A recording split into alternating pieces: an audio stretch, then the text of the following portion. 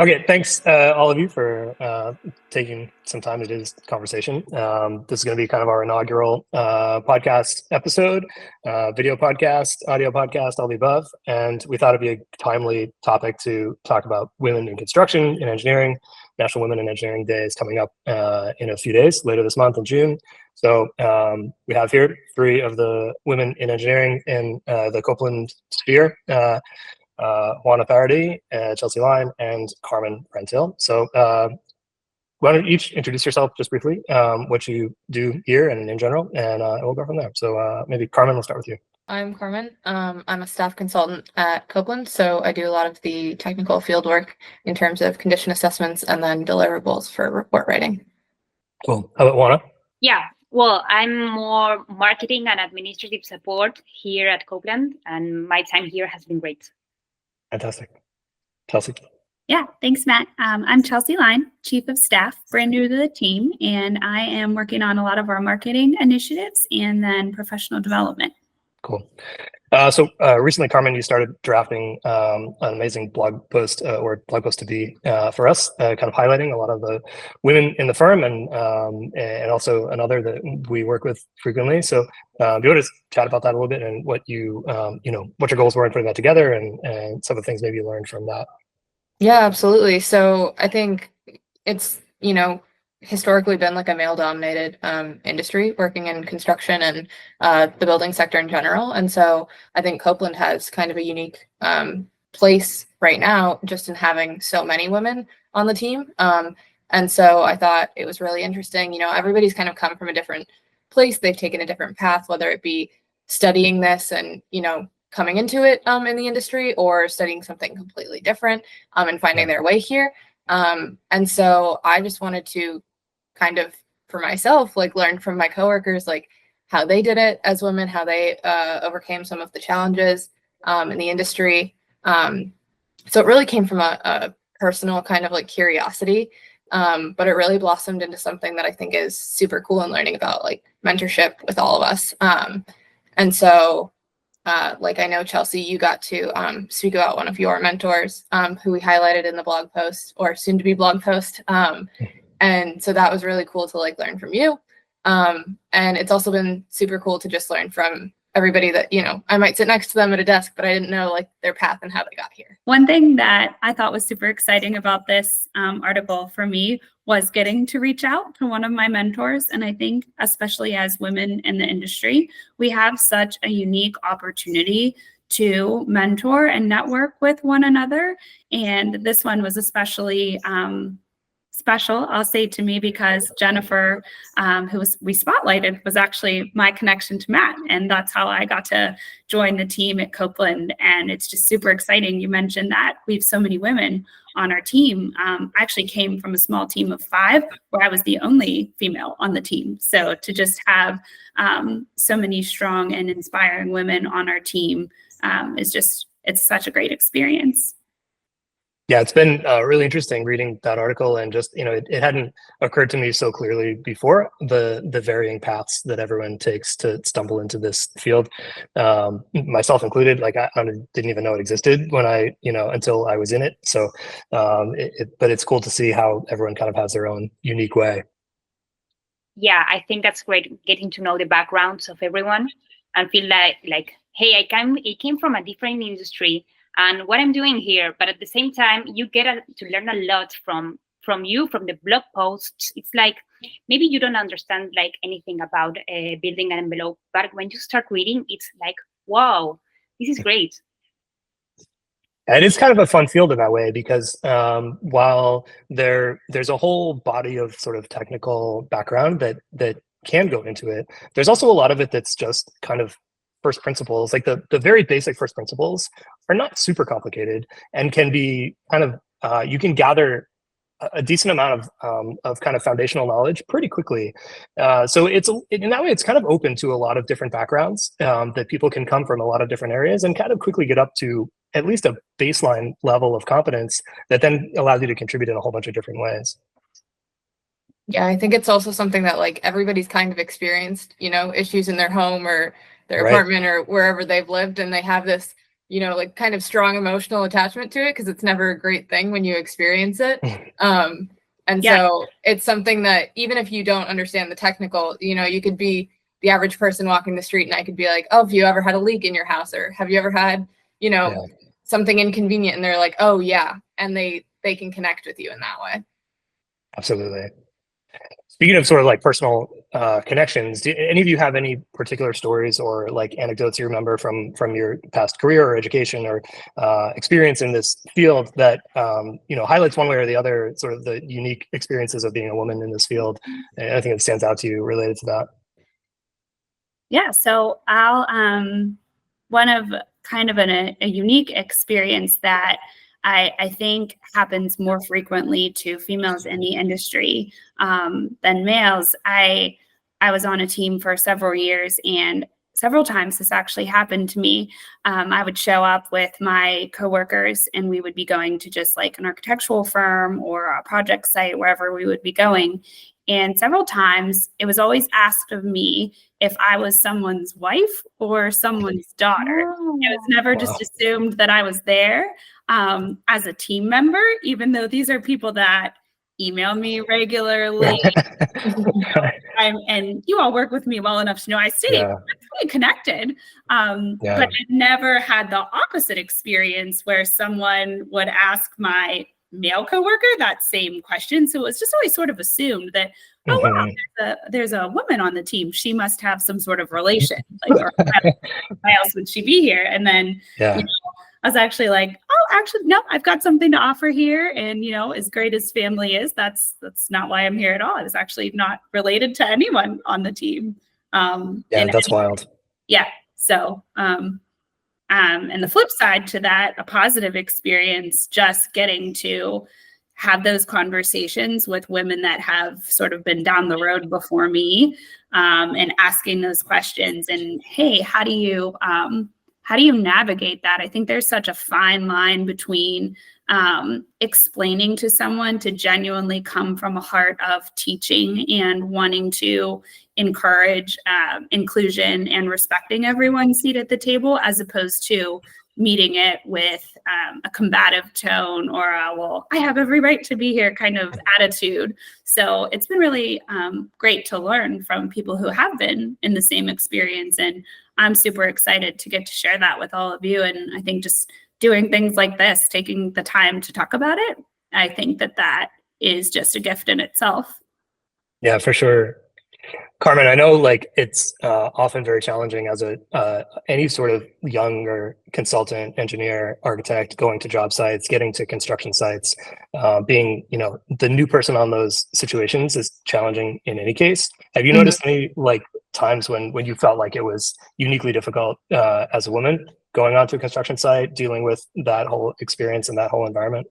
Yeah, definitely. I think just being new, I already was kind of like lacking the confidence. And I almost needed like more of it, I think, as a woman to kind of assert myself and, advocate for, yes, I do have the technical knowledge, not only as someone, young, but as someone that you might not typically see in like a textbook or whatever when you're studying construction. And so I found that wearing the Copeland hard hat helps a lot. If you're under a hard hat, people take you a little more seriously. I love it. But just really sticking to my ground, and also having, like the idea that like bad communication is better than no communication. Like I have no issue going to someone and saying like, I don't know that at this moment, but I'll figure it out. Like give me a day, give me a week. I'll go back and I'll talk to someone else. And like everybody's still learning. It could be, because I'm new to the industry. It could also be that it's something that in, a decade, I've still been in the industry for a long time and I just haven't seen this condition before.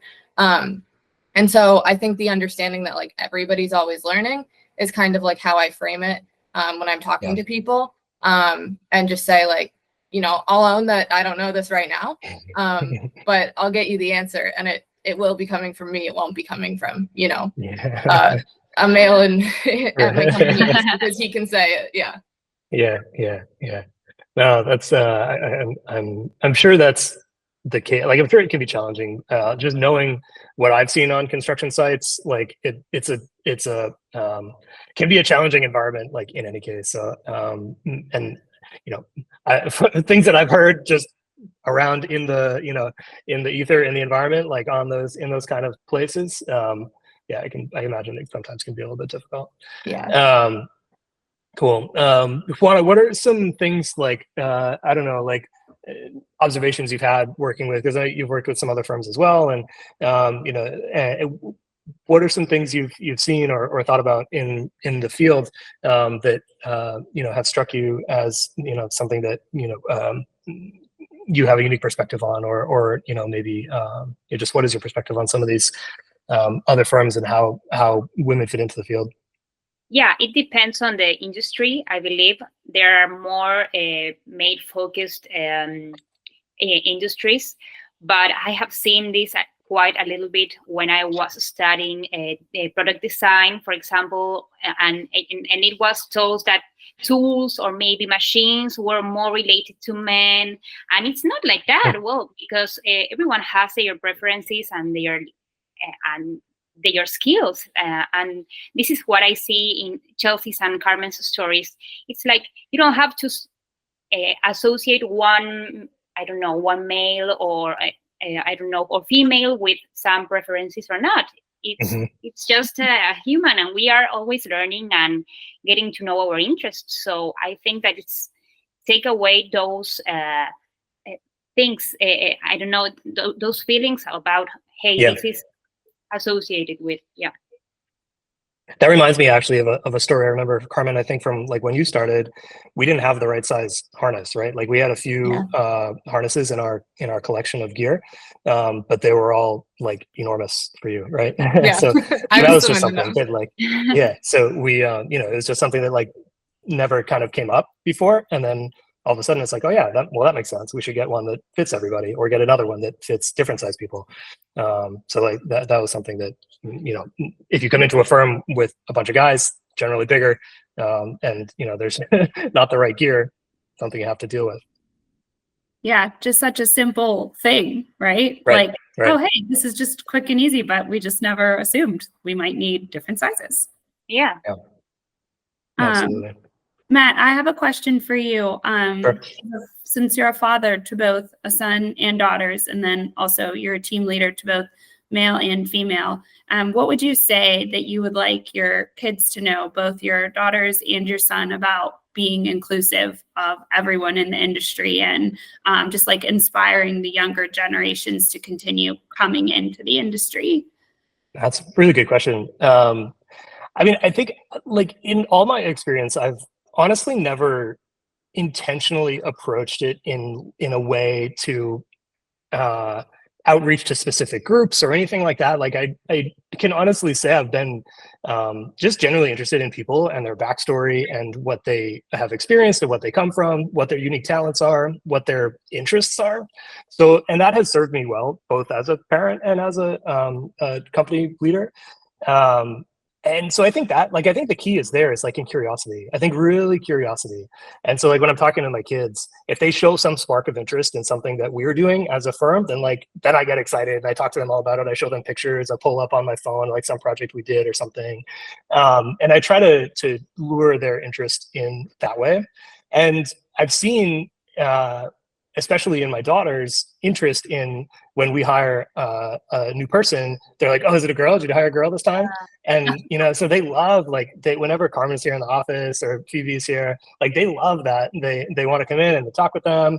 And so I see like that, by seeing that women are working here, that further increases their interest and their, I think, identity that this could be a job for me. And whereas if they came here and it was always just guys, I think it wouldn't even occur to them hey, look, this maybe it's a different kind of job and I can't do that. I don't know, but I know I definitely have seen the affirmative side of that, where they see the women working here and they're like, this is cool, and they like that and they're interested in that. So I definitely try to engage with that and encourage that and show them yeah, look, there's all kinds of things that you can do. But really just focusing on the thing itself, like the interest, the curiosity, the experience, the story, the background, all of that stuff. And then the rest just kind of seems to happen on its own. And so that's in my experience. And I think that creates the most like enduring and genuine connections as well, which is like ultimately kind of what we're after. Like we want these relationships. I think the company is successful in large part because of the relationships that we all have and the trust that we have. And I think that comes from sort of this genuine curiosity and interest and empathy and care for what everyone else is doing, what they're going through. Like I know if someone is having a family event or God forbid, like some unfortunate thing happens, but even just like, hey, I want to go to my kid's recital, I want to go to the ball game or whatever, like just knowing that that is interesting to them and it's an important part of their life. And then being curious about that, like, oh, that's cool. Like what position does your son play? And how long has he been playing? Is he going to do that in high school too? And like, it's just all of that compounds. And so I think that all really helps. Yeah, well, and I think as we move forward, there's less of a stigma around being a working mother.